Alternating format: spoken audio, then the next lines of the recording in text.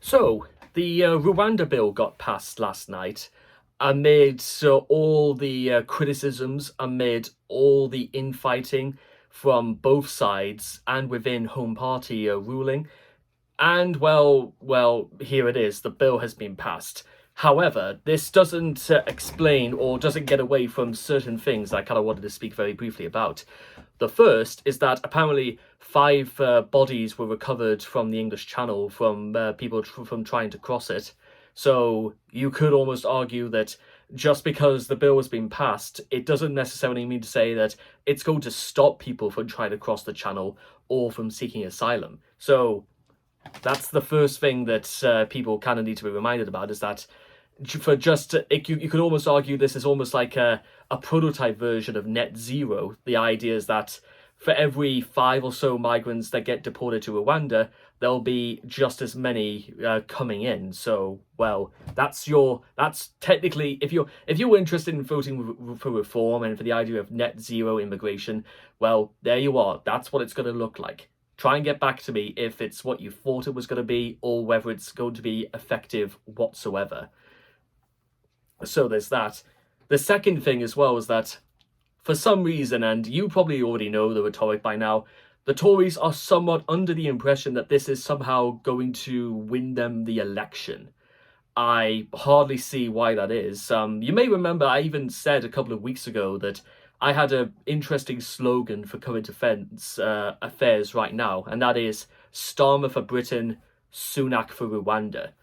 And if that sounds familiar, it was literally a campaign that was used during the end of the Second World War, when Winston Churchill was running for Prime Minister again, shortly after the events of World War II.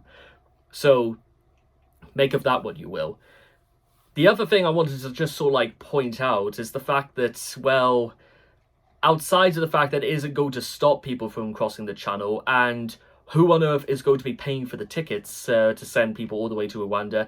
And what about the reputations for all those who are actually willing to take those even off the ground? Think about this. Jet2, Ryanair, Emirates. The second, any one of them takes off the ground and heads for Rwanda, you've got to honestly wonder just about the reputations that these flight companies are going to be under for taking part in all this. People would boycott them. People would just go to cheaper airlines. Ryanair would not risk their reputation for something like this. That is, like I said, if any of them are willing to take part at all. The RAF aren't even going to be involved in this because, well, why would the RAF be involved? The RAF is not really designed for this sort of operation, if that makes sense. Also, and, well, finally, there's just sort of these last few things I wanted to add.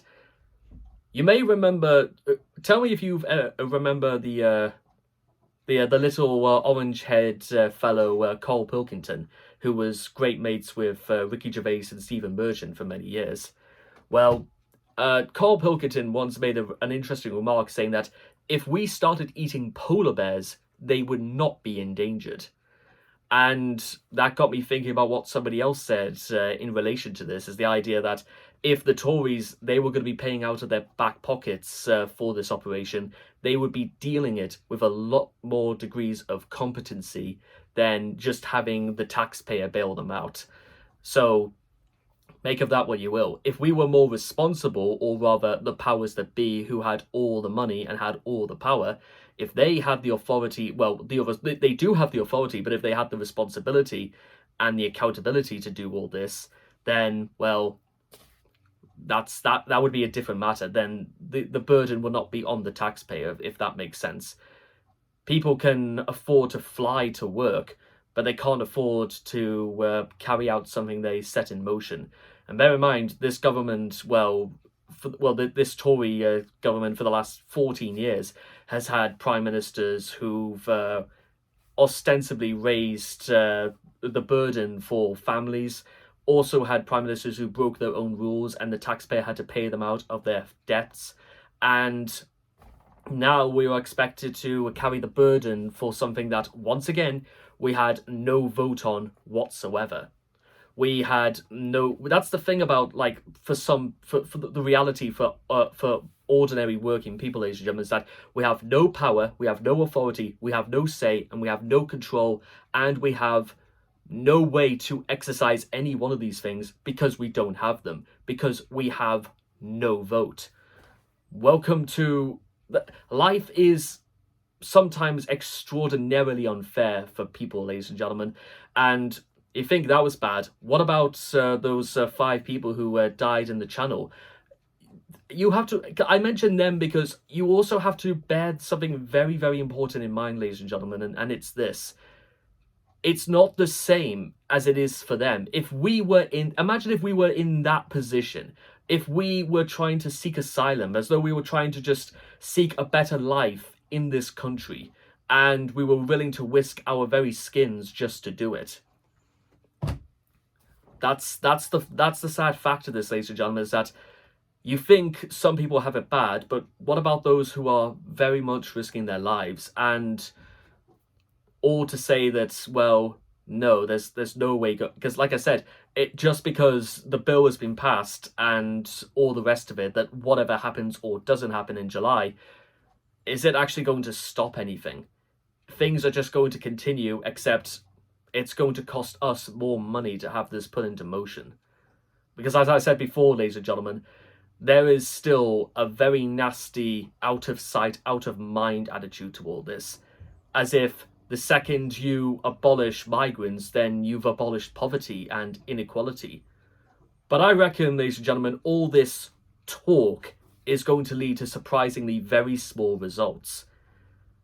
But as far as this government is concerned, the only result that matters to them is election day. And, well, there you are, ladies and gentlemen. That's the only way to actually remove this government once and for all, is by the fact that on election day, we will have the power, we will have the control, the authority, the say, the will, and the vote. We will have those things. And that is when, for all this government is worth, they will be put to the test democratically, and when they can't just argue amongst themselves about what they're going to do. So, there's that. Thank you.